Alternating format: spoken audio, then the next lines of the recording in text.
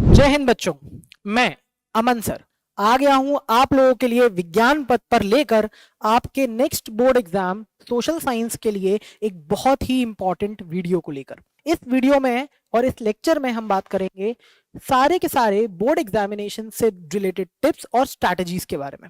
आप देख रहे हैं इस वीडियो का शीर्षक भी वही है, from stress to success board examination tips and tricks. और इस वीडियो में हम आपको बताएंगे सारी इंपॉर्टेंट टिप्स, सारी इंपॉर्टेंट ट्रिक्स जो आपको उस एग्जाम को अटेम्प्ट करने से पहले या पेपर के लिए जाने से पहले पता होनी चाहिए। सबसे पहली जो आपके सामने मैं बात करने वाला हूं इस टॉपिक पर, इस वीडियो पर, वो है basic tips to keep in mind before going in the examination hall. देखिए, सब लोगों को स्ट्रेस रहता है, एग्जाम के पहले की एंजाइटी सब बच्चों के पास है, लेकिन हमने पूरे साल बहुत मेहनत की है ना। हम नहीं चाहते कि कुछ बेसिक चीजों की वजह से हमारा परफॉर्मेंस इस बोर्ड एग्जामिनेशन पैटर्न में थोड़ा सा भी खराब हो, है ना। तो इसीलिए बच्चों, हम ऐसी बातों के बारे में भी बात करेंगे जो बहुत ही बेसिक नेचर की है लेकिन बहुत ही ज्यादा इंपॉर्टेंट है। ठीक है, सबसे पहले, है ना, in in the line of a lot of points we will be talking about the identity card that you have to take along with you when you are going to give the board examination. Make sure that you keep your ID cards with you before going to the examination. पहले ही एक पूरा set बना लीजिए कि ये set मैं examination के दिन लेकर जाऊंगा या जाऊंगी। इससे आप लोग किसी भी चीज को मिस नहीं करेंगे और आपका बहुमूल्य समय और आपकी बहुमूल्य मेहनत और आपके पेरेंट्स की आपसे जो एक्सपेक्टेशन है, कोई भी ब्रेकडाउन नहीं होगी। ठीक है, तो the first thing is identity card you have to keep in your bags. Then take all the required stationery items like at least 2 ball pens. भैया देखिए, समझदारी का परिचय दीजिएगा, वहां पर कुछ किसी से आपको हेल्प लेने का चांस नहीं मिलेगा। Ball pen, pen, scale, pencil, eraser, हर चीज लेकर जाइए। एक ट्रांसपेरेंट पाउच में लेकर जाइए, क्योंकि वो आप लोगों को अंदर किसी भी क्लोज या ओपेक ऑब्जेक्ट को लेकर जाने नहीं देंगे। तो बी स्मार्ट इन दैट। एक 10 रुपए का आता है ना, समझदार बच्चों को तो ऑलरेडी पता है ना। एक ट्रांसपेरेंट पाउच खरीद लीजिएगा। ये वाली चीज मैं इसलिए भी बोल रहा हूँ क्योंकि राधा मैम ने भी आपको लास्ट वीडियो में ये चीज बताई थी। अगर आपने नहीं की है तो अब आप करिए, क्योंकि बहुत काम की बात थी। ठीक है, नेक्स्ट, मेरे एक्सपीरियंस से मैंने देखा कि जितने भी इंस्ट्रक्शंस जो एडमिट कार्ड में है, बच्चे कभी कभी उनको पढ़ना भूल जाते हैं, है ना। काम की बात है, इंस्ट्रक्शंस को पढ़ लीजिए, आपको बिल्कुल प्रॉपर अंडरस्टैंडिंग क्लियर हो जाएगी कि आपको कैसे सारी की सारी चीजें फॉलो करनी है। एडमिट कार्ड के ऊपर इंस्ट्रक्शंस को पढ़ लीजिए। उसके बाद भैया एडमिट कार्ड ले जाना मत भूल जाना। बहुत बार देखा गया है कि बच्चे एडमिट कार्ड ही नहीं लेकर जाते। एडमिट कार्ड आपकी की है उस पेपर को लिखने के लिए। सारी मेहनत बर्बाद हो जाएगी, आपका समय बर्बाद होगा अगर आपके पास आपका एडमिट कार्ड नहीं होगा तो, है ना। तो क्या करिए, बहुत इंपॉर्टेंट टिप, बहुत काम की टिप, अपना एडमिट कार्ड पहले ही रख लो उस बैग में, जहां जिस बैग को आप लेके जाओगे, उस पाउच में जिस पाउच को आप लेकर जाओगे। एक चीज, जाने से पहले इस बात को कंफर्म कर लो कि आपके पास वो पाउच है। मान लो भगवान ना करे लेकिन आप भूल गए हो एडमिट कार्ड, तो आपके पास उस एडमिट कार्ड की एक फोटोकॉपी घर पर होनी चाहिए। Take a photocopy and keep that admit card at your home, जिससे कोई और आपके लिए वो एडमिट कार्ड की फोटोकॉपी लेकर आ जाए और आपका टाइम वेस्ट ना हो, आप एग्जाम में बैठने के लिए एलिजिबल हो जाए। ठीक है, ये बहुत छोटी बातें हैं, लेकिन मुझे पता है कि बहुत सारे बच्चे, है ना, ऑल ओवर इंडिया इन चीजों को सफर करते हैं। तो हमारे बच्चों को हम नहीं चाहते कि इन छोटी बातों की वजह से बच्चे सफर करें। ठीक है, यहां तक आ गए हैं तो आखिरी बात जो मेरे हिसाब से बहुत इंपॉर्टेंट होती है, take the blessing of God and your parents. Yes, God and parents are very important. एक, है ना, स्पिरिचुअलिटी भी अपने साथ लेकर जाओ। मेहनत एक एंड तक आपके साथ जाती है, एक एंड के बाद आपकी किस्मत और आपकी स्पिरिचुअलनेस भी आपको कहीं ना कहीं साथ दे देती है। मान लीजिए कोई एग्जाम है, कोई टॉपिक आपको आता है, नहीं आता है, मान लीजिए कोई एमसीक्यू है जो आपको नहीं आता, फिर भी आपने उसे अटेम्प्ट किया, तो अब तो आपका लक काम कर रहा है ना। और यहाँ पर आपके पेरेंट्स की ब्लेसिंग, गॉड की ब्लेसिंग आपके बहुत काम आती है। कभी कभी गलत बनने वाले आंसर भी सही हो जाते हैं। ठीक है, आई होप यहां तक ये स्लाइड समझ में आई होगी। मैं आगे की बात करता हूं। आगे की बात बड़ी इंपॉर्टेंट है, ये तो मैं बचपन से हर फर्स्ट क्लास से बोलता आ रहा हूं, that value your time, value your time. First point in this is reach on time. याद रखिएगा, एग्जामिनेशन में लेट पहुंचने का मतलब ही है कि एक लेंदी पेपर में आपने अपना स्टार्टिंग वाला टाइम मिस कर दिया। तो reach on time, try to reach on time. Time से जागिए, टाइम से, है ना, टाइम से पहले निकलिए। जैसे फॉर एग्जाम्पल अगर आपका पेपर 10:30 बजे है, आप 9:30 बजे निकलने की कोशिश करिए। 1 घंटे में अगर आपको ट्रैफिक भी मिलता है और भी बहुत सारी XYZ कंडीशंस होती हैं, वो भी सामने आती हैं, तो भी आप एग्जामिनेशन सेंटर पर टाइम से पहुंच जाएं। अच्छा, ऐसा नहीं है कि एग्जामिनेशन सेंटर पर खाली हाथ चले जाओ, है ना। कुछ कॉपी, कुछ किताब, कुछ मॉड्यूल वॉड्यूल जो हमने आपको प्रोवाइड किए हैं, उनको लेके जाना। वहां पर जल्दी पहुंच जाओ तो बाहर खड़े होकर रिवाइज कर लो, है कि नहीं। समझदारी का परिचय। ठीक, आगे की बात, don't waste time. Don't waste time एकदम लॉजिकल बात है, जो बहुत सारे बच्चे करते हैं। एक्चुअली जो सोशल साइंस का एग्जाम होगा, वो छोटा एग्जामिनेशन नहीं होता, थोड़ा लेंदी एग्जामिनेशन होता है। तो उसके लिए एक बहुत ही इनसाइडर टिप मान लीजिए, या बहुत ही काम की बात मान लीजिए, जो मैंने बहुत सारे अपने बच्चों को क्लासेस में बताई है, और जब बच्चों ने उस चीज को फॉलो किया तो उन्हें उस चीज का फायदा भी हुआ। और वो ये है कि डोंट वेस्ट योर टाइम। आपको कोई आंसर नहीं आता, if you don't know the answer, leave it, है ना। Leave the answer, leave space for the answer. Yes, either leave the answer or leave space for the answer and attempt the next one. yes, और इससे आप देखेंगे कि जो आपको आता है आप उसको अटेम्प्ट कर पाएंगे। जो आपको आता है वो अटेम्प्ट करना ज्यादा जरूरी है इन कंपैरिजन टू दैट जो आपको नहीं आता उस पर टाइम वेस्ट कर कर। ठीक है, क्योंकि जो नहीं आता बच्चे, वो नहीं आता। ये एक सैड रियलिटी है जो आपको समझनी पड़ेगी। अगर आपको कोई चीज नहीं आती तो उसके ऊपर अगर आप समय बर्बाद करेंगे तो आप अपना बहुमूल्य समय उस चीज से वंचित रह जाएंगे जिस चीज को आपको देना था। जो पार्ट आपको आता है आप उस चीज को समय नहीं दे पाएंगे और वहां पर आपका ज्यादा लॉस होगा। ठीक है, तो be smart in that. If you don't know anything in the answer, if you don't know the answer, leave it, go for the next one. Very important tip, I give it to everyone, all of my students. ठीक है, यहां तक अगर मेरे हिसाब से मेरे बच्चे, आपको मेरी बात समझ में आई है, मेरे लाल पीले हरे नीले गुलाबी, तो आगे आ जाओ। ठीक है, अच्छा, थोड़ा सा ना मैं बहुत कॉमन सेंस वाली बात बोल रहा हूँ। याद रखना, एग्जाम से पहले ना अच्छे से सो के जाना। ऐसा नहीं कि आप एकदम पूरी रात काम कर रहे हैं, पढ़ाई कर रहे हैं और एग्जाम पेपर में जाके सो गए। ठीक है, तो ये भी एक बहुत इंपॉर्टेंट बात है। रिलैक्स माइंड रखना है। एक दिन पहले अपनी 6 घंटे की, 7 घंटे की, 8 घंटे की बढ़िया सी नींद लेकर जाना है और फिर एग्जाम को अटेम्प्ट करना है कामली। अगर आप एंजाइटी शो करेंगे एग्जाम के टाइम पर तो आप देखेंगे कि आपके बहुत सिली मिस्टेक्स होने के चांस बढ़ जाएंगे और आपके बहुत इंपॉर्टेंट मार्क्स छूट जाएंगे। इस बात को आप लोग ध्यान में रखिएगा। अच्छा, next, pattern of writing the answers. बहुत बार सेम क्वेश्चन रिपीटेडली मेरे पास आया है कि सर कैसे अटेम्प्ट करें, सेक्शन ए पहले करें, सेक्शन ई पहले करें, एसएसटी में हम ये पहले कैसे करें, वो पहले कैसे करें, कितना लिखें कितना ना लिखें, XYZ तमाम प्रकार के सवाल। ठीक है, तमाम प्रकार के सवालों को इस स्लाइड से मैं कोशिश करता हूं कि आप लोगों तक इनके सारे जवाब पहुंचा दूं। ठीक, स्टार्ट करते हैं पहले पॉइंट से। You can start from section A और सेक्शन ई, योर चॉइस। ए से स्टार्ट करो या ई से स्टार्ट करो, आपकी चॉइस। मेरा recommendation, always go with section A. क्यों? एमसीक्यूज होते हैं सबसे पहले 20 नंबर के, या तो आते हैं या तो नहीं आते। आते हैं तो लिख दो, नहीं आता तो जगह छोड़ दो, आगे बढ़ो। कम टाइम के अंदर या तो आएगा या तो नहीं आएगा, लेकिन एक सेक्शन कंप्लीट होगा, 20 नंबर का सेक्शन कंप्लीट होगा, आप आगे बढ़ेंगे। समझ में आ रही है बात?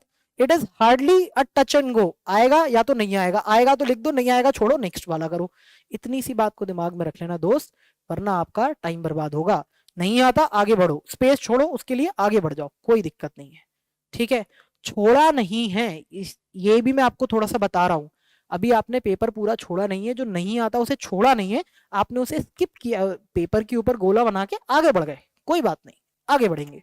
Next, attempt all the questions compulsorily. अब ये वाला पॉइंट क्यों आया कि बेटा जो जो गोले छोड़े थे, जो जो आंसर हमें नहीं आता था या 50% आता था जिसमें हमें कॉन्फिडेंस नहीं था, है ना, उसमें हमें 50% लिख दिया, उसके लिए स्पेस छोड़ दिया। अब जो हमने पूरा पेपर अटेम्प्ट कर दिया, जो हमें आता था, जब हमने वो सारा लिख दिया, अब हम उस चीज को अटेम्प्ट करेंगे जो हमें थोड़ा थोड़ा आता है, 50-50% आता है। इसमें अगर बात करें एमसीक्यूज की, केस स्टडी क्वेश्चंस की, मैप्स की, अगर केस स्टडी में कुछ नहीं आता मैथ्स में कुछ नहीं आता या एमसीक्यूज में कुछ नहीं आता, तो भी आप आंसर लिखेंगे। याद रखिए, इस एग्जामिनेशन में नेगेटिव मार्किंग नहीं है। There is no negative marking in this examination, so you people are supposed to write everything. Don't leave the exam, don't leave the examination paper. एक भी क्वेश्चन छोड़ो मत, आसपास का कुछ भी आता है लिख दो, ठीक है। आपको कुछ ना कुछ मार्क्स फेच होंगे उससे, जीरो मिलने से तो बेहतर है, जीरो उस पर्टिकुलर क्वेश्चन में स्कोर करने से बेहतर है कुछ तो लिख के आओ। एक नंबर तो देगा, 5 नंबर का क्वेश्चन है, एक नंबर तो मिलेगा। So that is always your plus point, इस बात को दिमाग में रखिएगा, ठीक। Next, in case of all the internal choices attempt only one question for the out of the two. दो क्वेश्चन है, इंटरनल चॉइस है। इस चीज का दिमाग में कैसे रखेंगे आप? इंटरनल चॉइस है, जो आंसर आता है उसको आराम से लिखो, क्वेश्चन नंबर सही से डालो। क्वेश्चन नंबर आप काफी बार देखते हैं एग्जामिनेशन में, जब कोई एग्जामिनर चेक कर रहा होता है तो क्वेश्चन नंबर आप लोग सही नहीं डालते और उससे आपका नुकसान हो जाता है। एग्जामिनर जब चेक करेगा, जब चेक करने वाले लोग चेक करेंगे तो उन्हें समझ में नहीं आएगा कि क्वेश्चन नंबर क्या है आंसर का। तो याद रखिएगा, आंसर सही है और उसका क्वेश्चन नंबर भी सही है, तभी नंबर पूरे आप फेच करेंगे। इस चीज से आप लोग थोड़ा सा, है ना, समझदारी रखिएगा। Next, last but not the least, always I always say, है ना, if something is last don't consider it to be the least. Last but not the least, read the question properly. अब ये दोनों ही केसेस बता रहा हूं मैं एक साथ दोस्त, है ना, काम की बात है, ध्यान से सुनना, क्योंकि लास्ट है but not the least. Read the question properly, question को अच्छे से पढ़िए। आंसर लिखने से पहले, बिफोर अटेम्प्टिंग द क्वेश्चन और before attempting the answer and after attempting the answer. कैसा, मैं समझा देता हूं। क्वेश्चन आपने पढ़ा, अच्छे से पढ़ा, फिर उसका आंसर लिखा, ठीक है। आंसर लिखने के बाद एक बार उस क्वेश्चन को फिर पढ़ो, कहीं क्या इस क्वेश्चन के अंदर एक ही पार्ट पूछा गया था जिसका मैंने आंसर लिख दिया है, या इस क्वेश्चन के अंदर दो पार्ट्स थे, क्या मैंने दोनों पार्ट्स के आंसर लिखे? अगर नहीं लिखे तो लिखो, है ना। इससे क्या होगा, मान लो कि देयर आर, है ना, there are two questions with the help of a neat and label diagram explain something. तो मान लो आपने डायग्राम बना दिया पर उसे एक्सप्लेन नहीं किया तो आपके नंबर कट गए। मान लो आपने उसे एक्सप्लेन कर दिया बट उसमें डायग्राम नहीं बनाया तो आपके नंबर कट गए। तो बेस्ट तरीका क्या है, आराम से उस क्वेश्चन को पढ़ो, आंसर लिखो, आंसर लिखने के बाद एक बार फिर क्वेश्चन पढ़ लो। कितना टाइम लगेगा? हार्डली, है ना, hardly 10 seconds, you will get the complete marks. इन छोटी छोटी टिप्स को मैं आपको इसलिए दे रहा हूं क्योंकि बहुत सारे बच्चे इन टिप्स को फॉलो नहीं करते और कहीं ना कहीं सिली मिस्टेक्स की वजह से अपने आते हुए आंसर्स, अपनी पूरी नॉलेज को शोकेस नहीं कर पाते। अब क्योंकि आपके पास मैं हूं, मेरे पास थोड़ा सा टीचिंग एक्सपीरियंस है और थोड़ा सा चेकिंग एक्सपीरियंस है, उस एक्सपीरियंस के बेसिस पर मैं आपको अपनी बात बता रहा हूं, ठीक है। चलिए, यहां तक मेरे हिसाब से आप लोगों को सारी बातें क्लियर है। नहीं है तो यार कमेंट में पूछ लेना, कोई दिक्कत नहीं है, मैं आपका ही हूं और आप मेरे ही हो। अब हम बात कर लेते हैं सिलेबस की। क्लास 10th एसएसटी का सिलेबस, 4 सब्जेक्ट आप लोगों को मैं फर्स्ट क्लास से बता रहा हूँ। पूरा सिलेबस हम लोगों ने क्लास में बहुत अच्छे से भी बात की है, बट एक बार हम फिर से उसके ऊपर बात करते हैं। हिस्ट्री के अंदर आप देखेंगे ये सारे हमारे टॉपिक्स रहते हैं। The rise of nationalism in Europe, nationalism in India, making of the global world, that is from topic 1 to topic 1.3, age of industrialisation and print culture. अच्छा, इसमें से एज ऑफ इंडस्ट्रियलाइजेशन आपके बोर्ड एग्जाम्स में नहीं आएगा, it has to be periodically assessed in your school, कर लिया गया है, दिमाग मत डालना, बोर्ड एग्जाम्स में नहीं आएगा। तो बोर्ड एग्जाम्स में क्या आएगा? यूरोप आएगा, इंडिया आएगा, making of the global world आएगा, प्रिंट कल्चर आएगा, ठीक है। 4 चैप्टर्स आपके एग्जाम में आएंगे, यहां से आपके सारे के सारे क्वेश्चंस बनेंगे, ठीक है। नेक्स्ट अगर मैं बात करूं नेक्स्ट वाले पार्ट की, अब आ जाओ भैया ज्योग्राफी पर। रिसोर्सेज और development, forest and wild life, water resources, agriculture, mineral and energy resources, manufacturing industries, और लास्ट चैप्टर है lifelines of the national economy. इस लास्ट चैप्टर को थोड़ा सा फोकस करो, मैंने बगल में इंपॉर्टेंट बात भी लिखी है कि इस चैप्टर से सिर्फ मैप पॉइंटिंग आएगी, इसका मतलब आप लोगों को इसमें क्वेश्चन आंसर्स नहीं पढ़ने, इस चैप्टर को नहीं पढ़ना, इसको याद नहीं करना दोस्त, सिर्फ मैप वर्क आएगा। और ये वाली बात याद रखना, मैप वर्क आएगा, ठीक है। चलो अभी आगे की बात भी करता हूं, फिर आपको समझाता हूं मैप का इंपॉर्टेंस क्यों है, ठीक है। याद रखना, मैं आपको बताऊंगा अभी इस वीडियो के एंड में कि मैप का इंपॉर्टेंस क्यों है। चलो, पॉलिटिकल साइंस, 5 चैप्टर्स आपके सामने, power sharing, federalism, gender, religion, caste, हमारी लड़कियां लड़कों से कम है क्या, सही है कि नहीं, मैंने याद करो आपको वो सब पढ़ाया है इस चैप्टर में। Then political parties, yes, then outcomes of the democracy, yes. सारे कॉमन चैप्टर, बेसिक चैप्टर्स हम लोगों ने अच्छे से हमारी क्लासेस में बहुत डिटेल में इन सब चैप्टर्स को पढ़ा है, तो थोड़ा सा कॉन्फिडेंस रखो दोस्त, कोई दिक्कत नहीं है। Next, economics, development, sectors of the Indian economy, money and credit, and then the last one is globalisation and the Indian economy. ये तीन चैप्टर्स पूरे पूरे आएंगे। ग्लोबलाइजेशन और द इंडियन इकोनॉमी से सिर्फ दो टॉपिक्स आने हैं, that is what is globalisation and the factors that have enabled globalisation. इसमें एक टॉपिक में आप लोगों को, इसमें मैंने लिखा नहीं है ना, पर मैं आपको बता रहा हूँ। G20 की मैंने आप लोगों को एक फाइल भेजी है, उस G20 की फाइल को भी पढ़ लेना। G20 की फाइल में क्या पढ़ोगे, हेडक्वार्टर्स क्या है, कहाँ इस बार वो G20 का समिट हुआ है ना, कौन कौन से इंपॉर्टेंट उसके अंदर प्रोविजंस आए हैं, उसके अलावा कौन कौन उसके पार्टिसिपेटिंग नेशंस हैं, हेडक्वार्टर्स वगैरह कहाँ हैं, ये कुछ बेसिक इन्फॉर्मेशन आप उस PDF को एक बार पढ़ लेना, आपके लिए वैलिड इनफ है, उससे ज्यादा कहीं नहीं आएगा। अब दोस्त ये सब बात हो गई हमारे सिलेबस की, है ना, ये सब आप लोगों को पता था। अब अपन आ जाते हैं आगे की बात पर। अब हम स्टार्ट करते हैं एक्सपर्ट टॉक्स। अब आप और मैं बात करेंगे कि इस सब्जेक्ट को, इस बुक को, इस चैप्टर को, इस पेपर को कैसे टैकल करना है। सबसे पहले हम बात करेंगे कि भैया ये पेपर में कहां से क्या कितना आएगा। तो अब आ जाओ दोस्त, इसके ऊपर एकदम विस्तार से चर्चा करते हैं। बहुत इजी इजी बात है लेकिन बहुत काम की बात है, ठीक। हिस्ट्री में 2 नंबर का आएगा मैप पोर्शन। मैप की मैंने एक अलग से पूरी क्लास ली है इस, है ना, हमारे विज्ञान पथ सेंटर पर, और आप लोगों को एग्जैक्टली पता है कि मैंने आप लोगों को 5 नंबर ऑलरेडी दिलवा दिए, ठीक है। जिन्होंने नहीं किया है वो CBSE की साइट पर जाएं, CBSE का सिलेबस खोलें SST का, और उसमें एक मैप की लिस्ट होगी, उस मैप की लिस्ट को कवर कर लो, आपका काम हो जाएगा, 5 नंबर पक्के हो जाएंगे। सिमिलरली 3 नंबर का आपका मैप आएगा फ्रॉम ज्योग्राफी, तो ये 5 नंबर हो गए हमारे पक्के। देन 18 नंबर का हिस्ट्री आएगा, 17 नंबर का ज्योग्राफी आएगा, 20-20 नंबर के दोनों आएंगे इकोनॉमिक्स और पॉलिटिकल साइंस, ठीक है। अब आप मेरे से बोलोगे सर ये तो बिल्कुल ही अलग टाइप का पैटर्न आपने मुझे बता दिया, ये तो मुझे शायद पता नहीं था, या अगर पता भी था तो सर अब इसमें मैं कैसे कैसे करूं। ठीक है, देखो दोस्त, समझने वाली बात है ना, समझने वाली बात ये कि ज्योग्राफी में आपको दिखते हैं 7 चैप्टर, पर होते नहीं है, होते हैं सिर्फ 6, क्योंकि लाइफलाइंस ऑफ द इकोनॉमी से तो कुछ आएगा ही नहीं।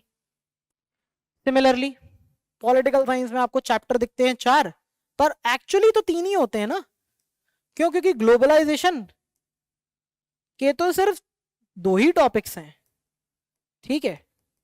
अच्छा, इसका मतलब ये छोटा है, इकोनॉमिक्स का पार्ट छोटा है।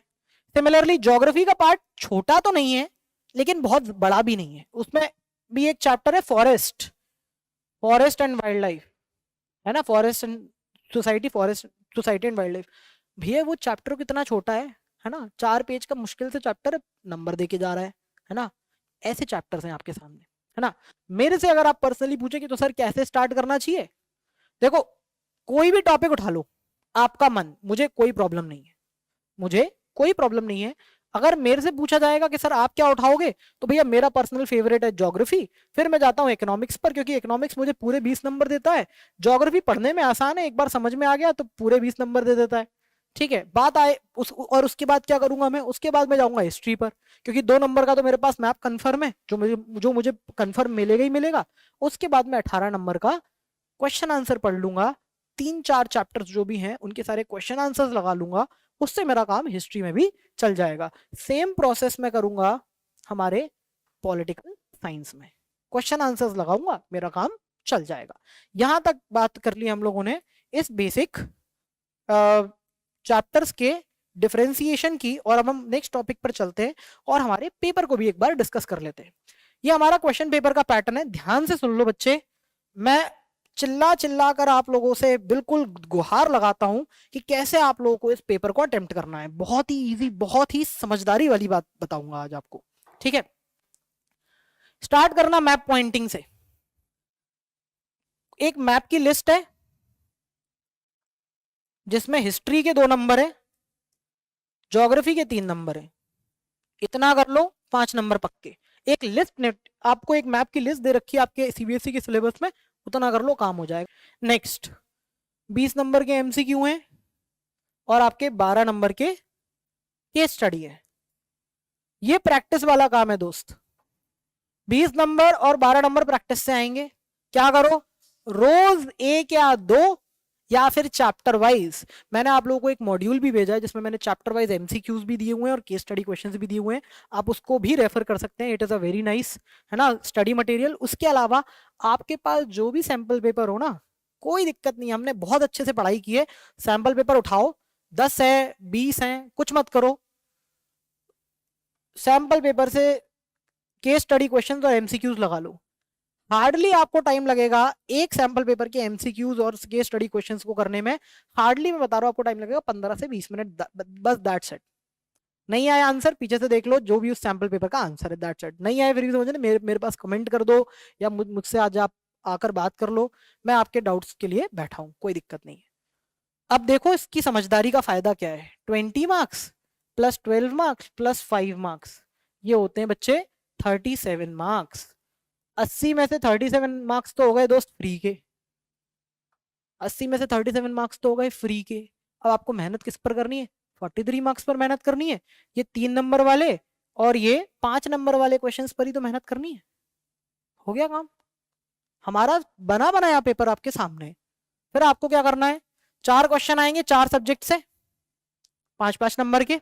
उसके अलावा 5 into 3 5 क्वेश्चन आएंगे, है ना, 3 सब्जेक्ट से। इनके ऊपर मेहनत करो। 3 नंबर वाले एक पूरी मॉड्यूल दिए मैंने, उस मॉड्यूल को एक्सप्लोर करो। सिमिलरली 5 नंबर के लिए भी उस मॉड्यूल को आप एक्सप्लोर कर सकते हो।